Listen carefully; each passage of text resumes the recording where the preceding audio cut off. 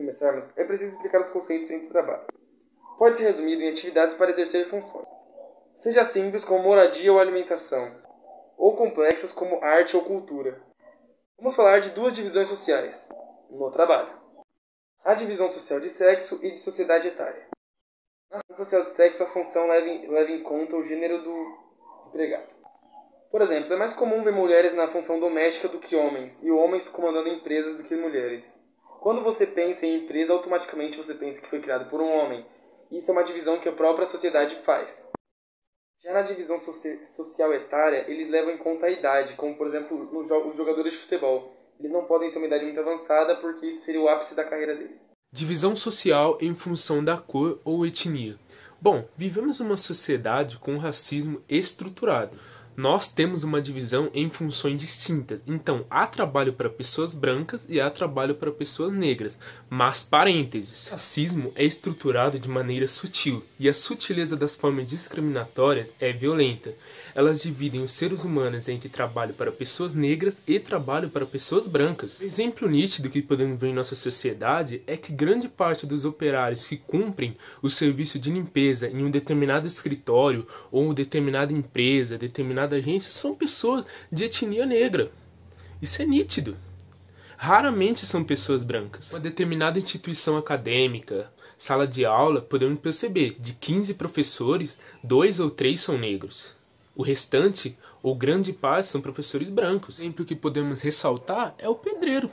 Não vemos uma grande quantidade de pedreiros de cor branca. Apesar que, com os tempos, está mudando isso, está tendo mais pedreiros com a etnia branca, mas grande parte que ocupa, antigamente e ainda ocupa hoje em dia, são pedreiros de cor negra. São esses operários que possuem a cor, a etnia negra. Isso é nítido.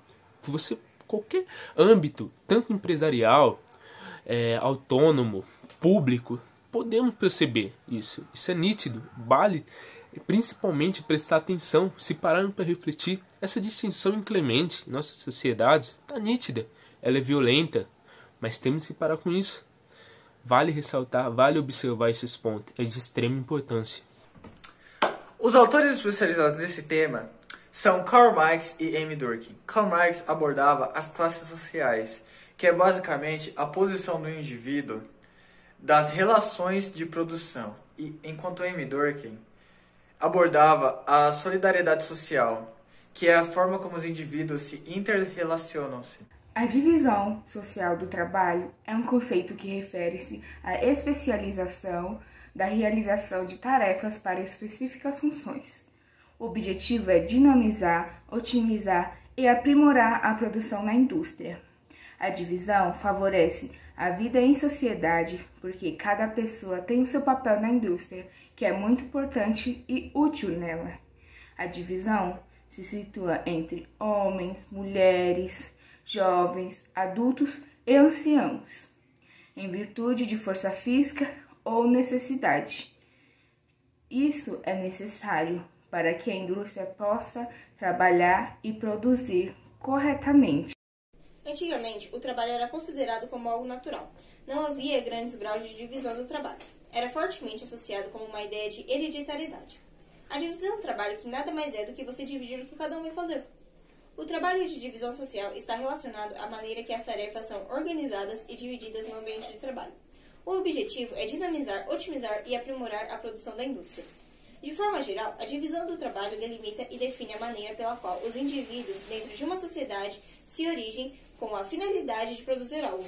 A divisão de trabalho ocorre pelas atribuições individuais ou coletivas, produtivamente na estrutura social, da qual emana seu status perante a sociedade. A divisão sexual do trabalho é a forma de divisão do trabalho social decorrente das relações entre os sexos, que tem como característica a distinção prioritária dos homens, a esfera produtiva, e das mulheres, a esfera reprodutiva, e simultaneamente. A apreensão pelos homens das funções de forte valor social, agregado como, por exemplo, as funções políticas, religiosas, sindicais, militares, entre outras. A divisão sexual do trabalho está na base social da opressão e da desigualdade.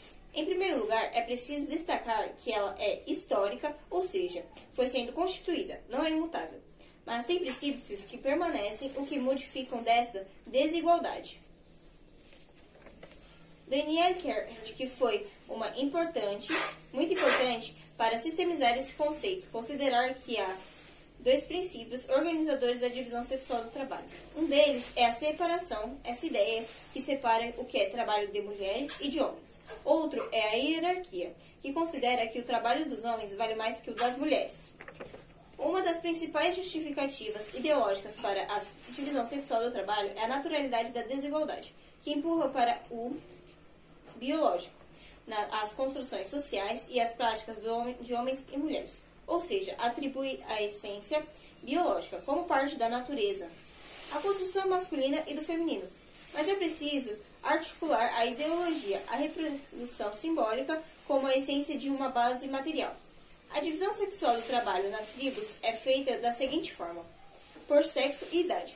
As mulheres são responsáveis pela colheita e plantio, pela comida e pelas crianças. Já os homens são encarregados do trabalho pesado, a caça, pesca, guerra e derrubada das árvores.